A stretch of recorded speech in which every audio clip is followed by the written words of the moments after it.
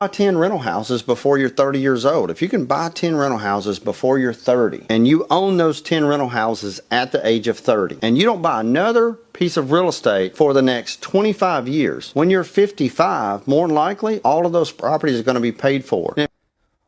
Why do people of that age think that people don't buy houses when they're young because they think it's not a good investment rather than just literally not being able to afford it? Like 10 houses by 30 is insane. And what's annoying is because so many people of that age have taken that advice and bought 10 properties by 30, people who are now tired can't buy one house when they're 30. So it really bugs me, this, because he must know that. Like, does he genuinely not understand that? Like, young people can't afford houses. And it's because there's not enough houses to buy, because lots of people have bought up a huge amount of the stock. And like, obviously, like, he's sort of going, well, duh, that's a great idea. Just buy 10 properties. Like, you can't. Like, what? With what? One of the coolest parts about being a millennial is we just got to watch our parents like try their best and be successful. Like, they all had homes and 401ks and health insurance, and they were like, we just did our best. And then they were telling us, they're like, just go to college and you can do anything. If you just go to college, you can do anything. So we all went to college and now we're in debt. We have no fucking money or jobs or housing. Everything sucks. And then they're like, well, why didn't you go to trade school? And we're like, you told us to go to fucking college! Hilarious to me, and just shows you how unaffordable housing is. So to preface, so this was a video I did and it went viral, and going through the comments, it is insane how many people are blaming these younger generations. Well, you voted for this, you know, whatever. And I'm not making any political stances. If you want to see my political stance, go watch some of the videos I just posted. But this is not a political opinion. The fact that the price, the affordability of a home for first-time home buyers is up 1,500% adjusted for inflation, that has nothing to do with the younger generation's politics, because guess what? They weren't in power making these decisions. The boomers are a generation that were given everything, that were given a wealthy country and turned on the younger generations and gave nothing. The issue with millennials or Gen Z not being able to afford a house, these younger generations, has nothing to do with work ethic. Nothing. You know what's really pissing me off about white supremacy? You know, and just how insidious it is, right? Because it's like, on many levels, there's no real target. There's nothing to really counter. If there was a time to counter it, you know, it would have been in the 1960s and the early 70s. And we see how, you know, all of that got shut down with COINTELPRO and the FBI investigating, you know, the Panthers and, you know, all the civil rights groups. And by the time the late 70s came down, you know, all that was gone, and it was, or I think Huey Newton was still around. He was doing talk shows in the 80s before he, you know, died of a supposed heroin overdose. But, you know, 70s came, and, you know, then they hit us with the Jeffersons, blaxploitation movies, you know, Michael Jackson, you know, things to just, you know, keep black folks distracted, right? You know, unrealistic solutions in the blaxploitation movies, like black people were going to, you know, karate their way through white supremacy, you know, and on screen, you know, all it was designed is to be some sort of cathartic release for black people, where black people, you know, would see themselves victorious on screen. But that's not what was happening out there on the streets. You know, I mean, this is propaganda. By today's standards, you would have white people, the ignorant white people, they would jump up and they would be like, oh, this movie is racist, and the white person is the loser in the movie, and they have all type of a problem. And it's like, that was the fucking point. Better to be loser on screen than to be loser in real life, right? That's the idea, right? And this is why, like, I have such an issue talking to, like, you know, the commoner white folk, because, you know, you're not really talking to the face of evil. You're talking to the face of ignorance. You're talking to the face of people that are absent of historical fact. They don't know what went down. This is why they desperately don't want CRT to be taught. But one thing, you know, that he said that stuck with me, and it stuck with me for quite some time, is, you know, he brought up this concept of organic racism. Like white folks, your everyday white folks are not sitting around, actively thinking about racism. Like it's just, and I do get it, because it's like what feminists say about men.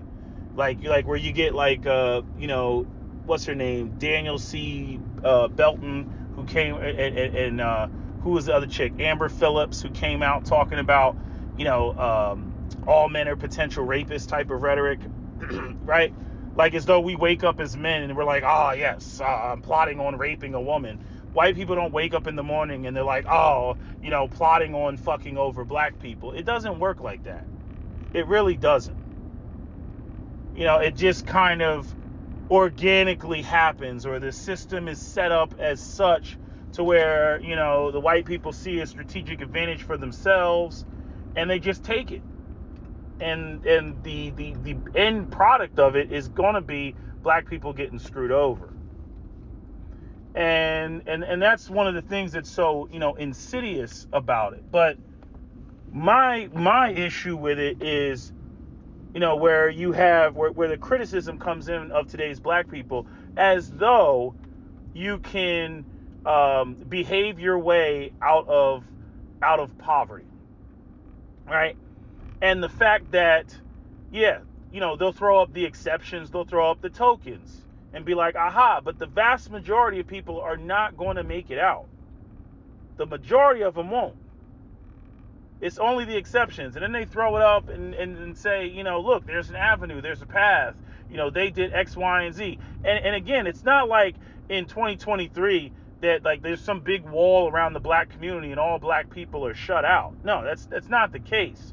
But I have a major problem with the fact that from a legacy standpoint, all the things that were done in in the 50s and the 60s and redlining, blockbusting, eminent domain, urban renewal, all the stuff that I've gone over, assassination of black leaders, dumping of drugs into black communities with Iran and the Iran Contras, because black people didn't have any boats to transport the stuff up from Colombia. We didn't have any submarines. We didn't have any planes. We didn't have any helicopters. Right? But yet somehow the stuff is ending up in major metropolitan cities. And what else was I going to say? There was something else I was going to say about, the things that were done. All these things were done. And so obviously that's going to be a blow to the black community, right? For the course of several generations, right? Dads getting hooked on drugs, moms getting hooked on drugs, people are going in and out of jail. You got people, selling the drugs to supplement their income, right? Because the economic opportunities are drying up for everybody, not just black people, but obviously we know about the last to get hired, first to get fired rule, right? So those opportunities just simply, are not there for black folks, right? So you end up with this situation of poverty. And then when the drugs come in, at the end of the 70s and the 80s, and now you have the working man, he's out because he can no longer provide stability like that. And there's no, communities full of men that are providing the stability like that, like, Detroit in 1960, right? Those men were working. Those men were gainfully employed. Those men were a part of a union. But by the 80s, all that's gone. 77 GM had the bailout. That was the first bailout, and then the second bailout was in 92, right? And then came the 1994 crime bill and all that, right? Because shit was getting crazy with the drugs and the guns and all that, right? Because black people were living in poverty. I mean, if you ever look at the images of the South Bronx, which is a byproduct from the 80s. Just type in South Bronx 1980s. I mean, Reagan even had to go in there, even though he wasn't going to do shit. He went in there. You can find the video clips of. I mean, it literally looks like the place was bombed. It looks like Baghdad. And that was all a part of the urban renewal, tearing down properties and telling black people, everybody deserves fair housing. We're going to build better shit. But they never did. And then they sell the land to freaking land developers who come in and put in high rises and luxury apartments, right? And the black people end up with this, this housing shortage, never to own, right? And even in those neighborhoods they destroyed, the black people were poor in those neighborhoods, but it still had the fabric of a neighborhood. right? People knew each other. Oh, Miss Jackson, hey, Miss Jackson, she been living there forever. Her kids, oh, lead the kids with me. You got to go somewhere, lead the kids with me. Everybody trusts Miss Jackson because they knew Miss Jackson because Miss Jackson had been there since, they've been playing double dutch in the streets. You know what I'm saying? That type of fabric, gone, destroyed. And so you ended up with this black community, people being, moving around and stuff like that, Section 8 house. Nobody knows each other. Nobody has any real bonds or connections to nobody. There's no generational family ties, right? And I'm saying all that contributes to, so you got the drugs coming in, you got, lack of an economy, recession in the 80s, destruction of unions, destruction of U.S. manufacturing, right? And then the explosion of hip hop as a genre, right? Because, you got, young men, what do they say? Art imitates life. And so if you have people living in squalor, living in shit conditions, living in violence, right? Living in the stress of poverty, that's what you're going to see in the music. And it got promoted, hit the mainstream. Bunch of white and Jewish men figured they could make some money off of it. And, we're pretty much all the way up to where we are, now. Like I said, you go back, to the 1960s and listen to that song, by the Temptations. What is the song called? I Lost My Baby. I think that's the title of the song. I think that's what the title of the song is. But where they singing, talking about, the children are playing, the bosses are paying. You know what I mean? Like, that's what you sing about when life is good, right? Even though shit was, obviously more overtly racist back then. But hey, if you living on the, in the black side of town and you go to work and you got money to take care of your family and whatnot, like they used to talk about, I don't know if it was Jet Magazine, the rise of the black middle class, and they had this black man and a black woman pushing a stroller through a neighborhood on the cover. And then they also had another one in the 1990s about the rise of the black middle class, which my family was a part of. But like the part that pisses me off is how, like the doors, like, how do I want to say this? Like, again, there's no wall around the black community in 2023. And there are, avenues, to get out. But it's like you damn near got to be not human to get out of that shit. You got all this bullshit going on around you. You're just supposed to ignore it, focus on the books, grind, and somehow get out of that when you're surrounded by, like, just fuckery and bullshit. And there's scholarships here and scholarships there. And white people try to act, this is what pisses me off. They try to act like those small things designed to correct the issue or just kind of there because they assume nobody's really going to be able to fucking get out of that is somehow bigger than the damage that they initially caused. Right? So it's like you stab somebody with a big ass sword, right? They're gushing out of this huge wound in their chest, and then you put a Band-Aid on it and act like you did something. Meanwhile, like, they're still hemorrhaging blood, but you act like you did something. You're like, oh, see, I could have not put a Band-Aid on it. How about not gashing them with the sword in the first place, motherfucker? Goddamn. Right? And that's kind of where we are. And I see all the stuff, the Fox News, I see all the rhetoric, I see everything that's being said, and I'm like, they don't have sense enough to, it's like, oh, all this shit happened. You fucked up the black community. You did a marvelous job. Donald Trump, thumbs up. You fucked it up. Redlining, blockbusting, eminent domain, urban renewal, purging of black communities, burning them down to the ground, job discrimination, dumping drugs in the black community, over-policing, mass incarceration, right? I mean, you did a marvelous job. Welfare state, splitting the households up, making rules. Oh, you can't have a man in the house, all that. You did a marvelous fucking job. And now you got to deal with niggas. Now you got to deal with carjackings. Now you got to deal with your daughter, running into the room to your daughter, face all blue because she OD'd on some, fentanyl laced dope. Now you got to deal with that. Now you got to bury your daughter. Now you got to do, and then, it's the niggas, these black people, they don't want to work, now you're going crazy. Now you on Fox News screaming about personal responsibility. And I'm sitting there and I'm like, but your people did it. Like, if you should be mad at anybody, be mad at your grandparents and your great-grandparents, the motherfuckers that actually did it. Go to the cemetery and take a big-ass sledgehammer to their fucking grave. To their tombstone. But y'all ain't gonna do that. You mad at the people that are affected by what was done. That's the part that gets me all incensed and shit. It's like white people don't have sense enough to shut the fuck up. I'm like, I don't know what you're bitching about. I'm like, you did it. No, I mean, when you look at the facts, when you look at the actual history of the policies that were put in place and done, I'm saying the white community did everything in its power to try to fuck over the black community. And for those that were empathetic towards the black community and tried to do things, everything was like half-assed. They have a pilot program for like a year, and then and as soon as office changed and somebody else came in there, it would be shut down or it would be defunded. You know what I mean? Like, it's always a half-ass approach. And then they shrug, we tried.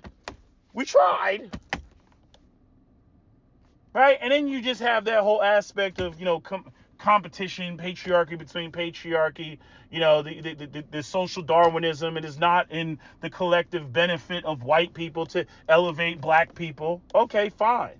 But I still look at it like the fact that they didn't purge or kill black people. They didn't wipe us out. So they just leave us to exist and be this permanent underclass. Okay, fine. Take these motherfucking carjackings. Take these home invasions. Take these robberies and burglaries. Take all that shit. Accept it. You don't want to solve the problem. Black people are in no position to fix it themselves. No position. I know that the conservative blacks, the conservatives want to act like you can simply willpower your way and personally convict your way and personally responsibility your way, through all of this. Yeah, and you can be a token. But you're not going to be allowed to be a collective, a force, because that's what white people fear. You know what I mean? One black person, they love one black person. One black person, they get to hold them up and say, look, see, black people, you could be like this guy right here, who's more like us. You could be like him. And if more of y'all would do, you would be successful like this one token that we allow through the building. But if there was a football team of black men, let's just say, that were to go out here and start kicking ass as a group, then all of a sudden, then the white oligarchs, they're running around trying to figure out a way to shut shit down. I was watching some clip of Andrew Tate, and he made a brilliant point because I said the same thing, but he put it in a more understandable way for the average person. It's like, let's say you had a basketball tournament, and the basketball tournament was the winning prize was $10,000 or $10 million, whichever one you want to throw up. Right? People are going to be playing dirty as fuck. People will cheat in order to win that game, to win that $10,000 or that $10 million, whatever you want it to be. Right? And so when it comes to the people that are already at the top, already in positions of power, what makes you think that they're not going to cheat and be deceitful and throw propaganda at you and do everything in their ability to make sure that they maintain their position and maintain their wealth? What makes you think that they're not going to do that? And this isn't just about race. This is also about class when you get into, the fact that America has a class system. You know what I'm saying? No, just because you're white, Billy Bob, the white Grant Wellington III does not want you to be invited to, his event at the golf club. Sorry. I know you love whiteness. I know you're a white nationalist and you're in Patriot Front and all that shit. But I promise you, Grant Wellington III doesn't give a fuck about you and doesn't want you coming over there with your redneck hillbilly ways. He doesn't want that shit. You know what I mean? But you can't convince these people of that shit. You know what I mean, it's like goes back to Bacon's Rebellion. If you don't know what Bacon's Rebellion is, look it up. But I mean, the part that really gets underneath my skin is because it's just like what I said about Jared Taylor. Once I heard that man say, who wants to give up power? Why would white people want to give up power? I'm like, okay, well then why are we having a discussion about a meritocracy? Because it's not a meritocracy. Because as soon as you see too many black faces that have beat you out in any particular area, you are going to try to find some way to change the rules. And all you got to do is look no further than Asian Americans. And even this thing with that white woman that was the doctor from Harvard, and she's sitting up there with freaking Tucker Carlson, talking about Asian people bitching, and I talk about this in another video. She was talking about Indian Americans and whatnot. But again, I looked up the top 20 hospitals on Chat GPT, and none of them were run by Indians. None of the Indians were in leadership positions, but yet Indians they're like taking over the medical field. See, white people always want to manage some shit. They always want to be the boss of some shit. They want other people working for them. They do not want to be, told what to do. They do not want to be, their biggest fear is to not be in control. So I'm like, okay, spare me on the idea that it's a meritocracy and it's some let the best man or best woman win, because it's not about that. So again, when they get to bitching, when you go on Fox News and they talk about behavior and all this other bullshit that I hear from all these white conservatives that you see in the fucking comment sections, I'm like, deal with it. You're not going to correct it. You're not going to correct it. I mean, it's literally like breaking somebody's legs and then bitching about the fact that they won't stand up. And you're not even willing to put a cast on their legs so that their bones can heal and so that they can actually eventually stand up. Eventually. But you're going to stand there and you're going to bitch about the fact that they're on the floor when you're the ones that broke their legs. I mean, it's the most psychotic thing ever. And this is what they don't want to teach in school. They want to teach everybody that the American history started in 1985 and black people were smoking crack in the 80s and they were just lazy and they didn't want to work and there were just jobs everywhere and they just didn't want to work and they had, bastard children all over the place and they're sucking up all the white man's air by being on welfare and they're out here and they're rapping about violence because they're just inherently violent people. And that's why they're the face of all the freaking crime out here, and they're out here stealing our precious white women and raping our white women, and that's why we had to have the Buffalo shooting, and why we had to have the AME church shooting, and that's why. Because these lazy black folks just sapping up all the American resources from all these hard working evangelical Christian white Americans. That's the narrative that they want to fucking paint. That's where we are with the shit. And every time I hear them file a complaint, and the fact that what was initially done was not corrected, hasn't been corrected, and chances are isn't going to be corrected. I'm just like, okay, black people are going to be a permanent underclass, and it's going to be like the Purge. I hope you go out and get one of those security systems from the Purge, the first movie, because that's what it's going to be. Because what they do is they try to act like black people should just accept their lot in life, and it should just be that way. I'm like, it's not going to just be that way. I keep seeing these parallels between what the white elites do with young white men and how they're bitching because they're not getting married, and it's because they're lazy and they're not working, and people want to work from home and all this other shit, and they don't want to acknowledge the fact that they've broken the system and twisted it up and made it so unbearable that people are looking at it again. Andrew Tate's running around calling it the Matrix. People can't even live. People are out here looking for alternatives. You got to have 7 streams of income and you got to own 13 properties to exploit other people and get them to rent from you while you just collect and then pay the money to pay the land off for the banks. That's how you should be operating. That's how you should be functioning. It's just a one big fat predatory system. And then they stand up there and they bitch about all this shit with the families and Christian values and this, all the third. Our families are split up. It's all broken.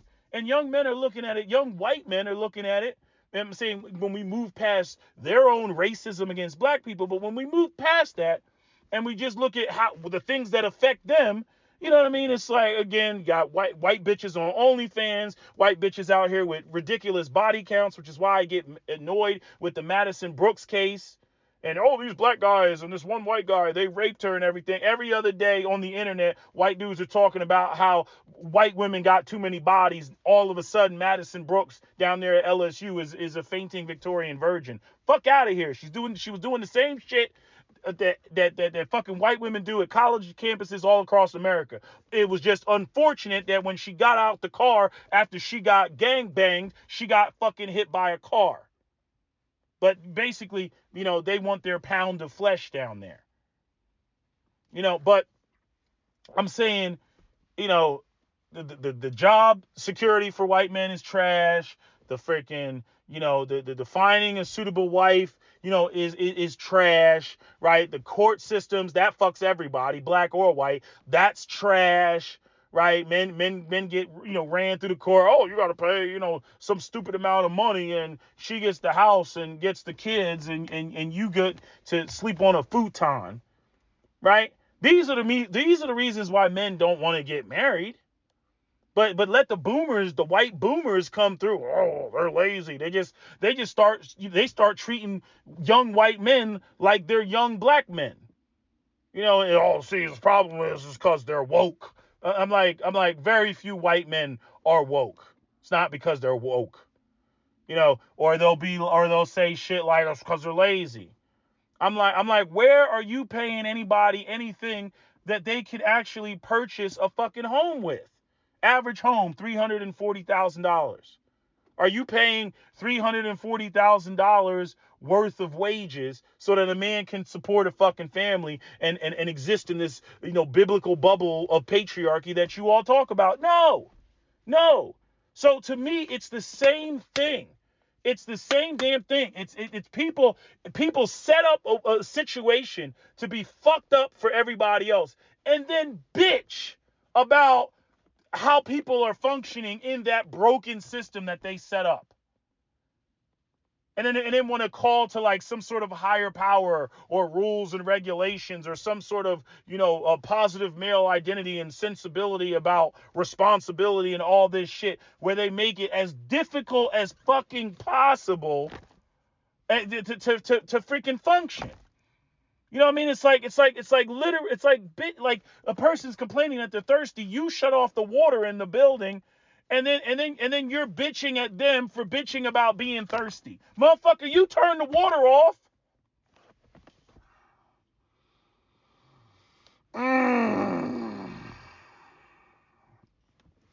I'm realizing this is a short version of the long version of the video, that I just did. I'm just saying, like, I'm revisiting it in my mind, and I'm saying to myself, I'm like, this shit is fucked up, man. And what's so stupid about it? If everybody just, not everybody, namely white people, because black people's animosity and hatred towards white people is reactionary. It's not a two-way street of, black people are racist too. No, black people don't like white people because of what white people historically did to black people. I hate when they do that shit, but I'm just saying, if white people could get over their shit and black people could get over they shit, not to trigger the white people because they get triggered easily because they're fragile, okay, and focus on what the real problem is, which are the people who control all of the fucking cards. And again, I'm not saying be totally against capitalism, but I do think that there needs to be a balance between, socialist components and capitalist components in order to make it work. That's what the fucking point of unions was in the goddamn first place. They're like, whoa. You ain't going to be making all this money and we're just out here living in squalor. We will be living with some goddamn dignity if you over there making all this shmoney. That's how the union, because when you go back to the 1880s, they didn't have no child labor laws. They had, you can Google this shit right now. Children working in coal mines and shit. Little 7-year-old to 12-year-old kids covered in soot. They didn't give a fuck. White elites didn't give a fuck about your average working class white person. They didn't give a fuck.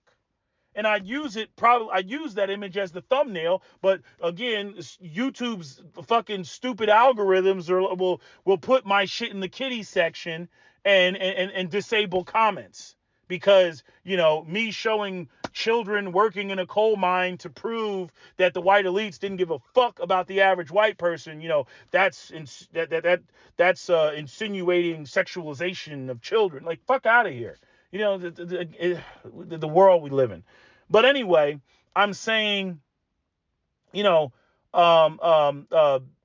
that stuff that white folks, got, 40-hour work week, freaking, paid holidays, vacation time, full medical and dental pension. They was fought for. They did not give that shit up easily. Go watch that video, with the loudmouth Italian looking, and he might have been Irish, but anyway, they were truck drivers in New York, and it's like New York union negotiations. It'll come right up on YouTube.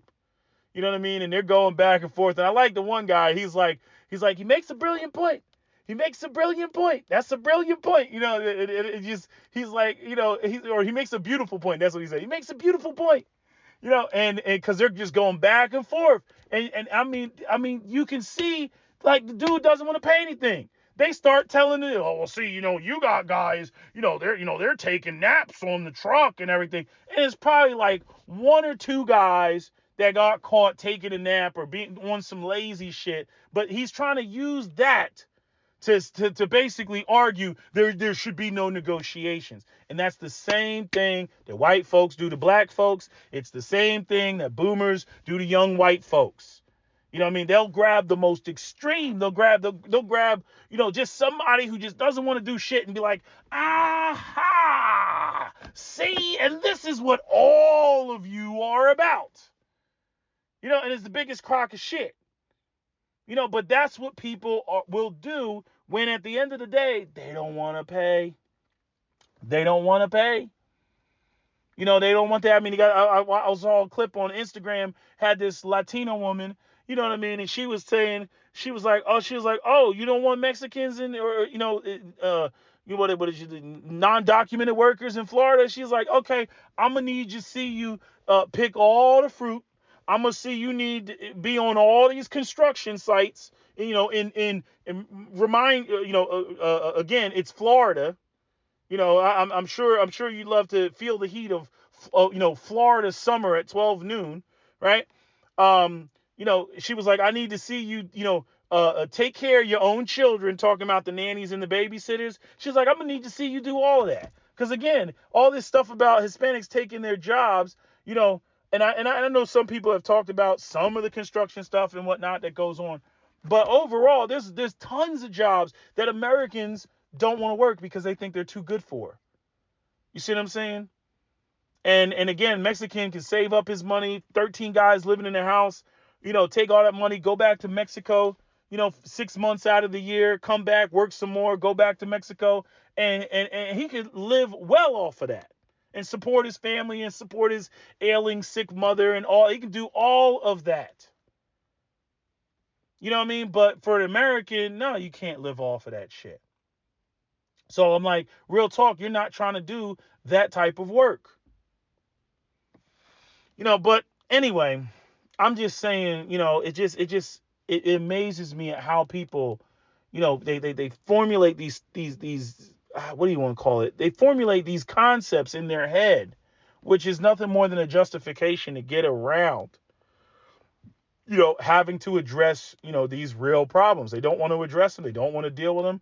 You know what I mean? And the thing is in the long run, it ends up costing you more. You know what I mean? Like, I'm saying, just imagine if the black community was intact.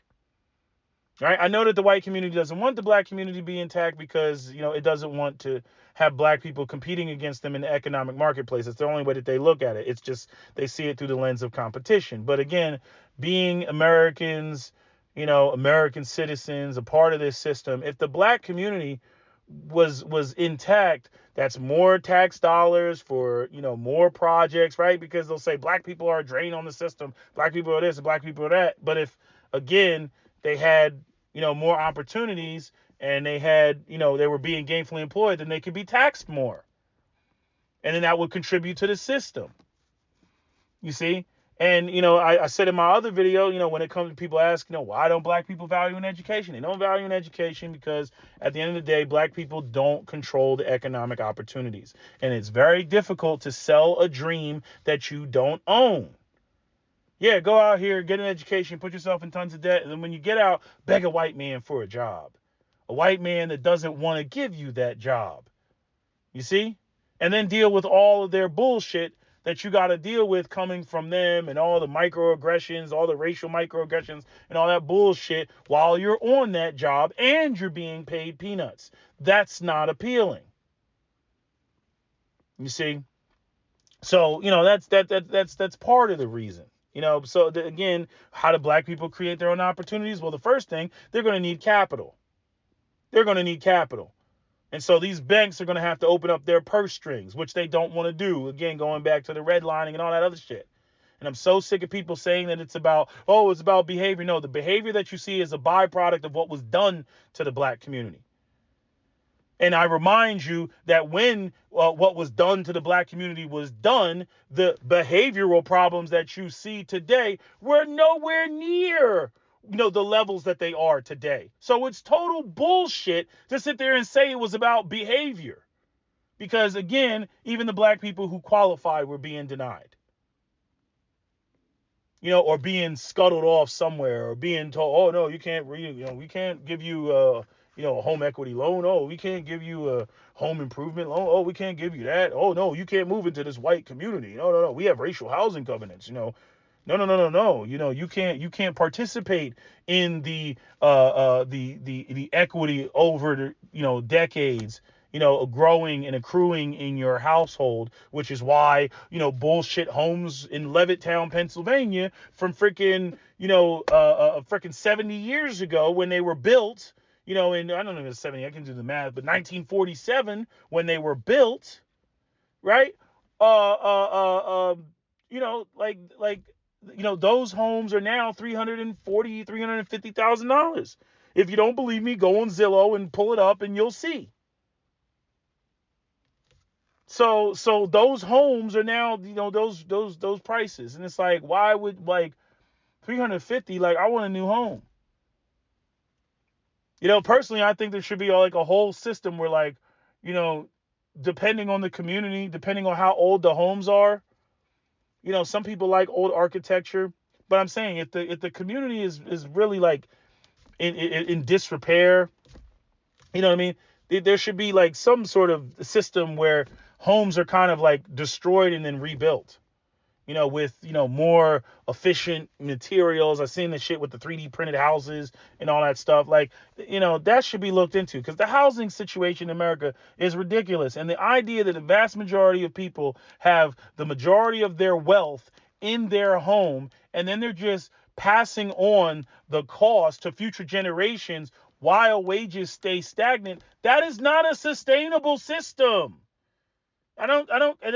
Race does not matter. Race is not a factor. This is math. This is math. You can't have wages staying exactly the same over the course of 15, 20 years, and then the cost of housing and the cost of homes goes up and up and up, and then the freaking 65-year-old says he's going to sell his house, sells the house at some at some hyperinflated price that he bought the house in 1960 for $80,000. You know what I mean? Or not 80. I think that was like in the 80s or 90s. I remember somebody was telling me they bought their home for $80,000. I was in a gun shop talking to this white guy. Sold his home, bought his home for $80,000. His home now was worth like 300, 400, something like that. Right? And so the idea is that, well, when we retire, we're going to sell our house, and then we're going to downsize, and then we're going to move into a retirement community that has, 3 bedrooms and a single car garage, and where they're selling those homes for $200,000. And I'm like, young people can't get a brand new home for $200,000. So everything is tailored around the fucking boomers. And then they got the audacity to come on the internet and bitch about why young people aren't starting families and why young people aren't going out here. You know what I mean? I'm like, get January 6th, motherfucker.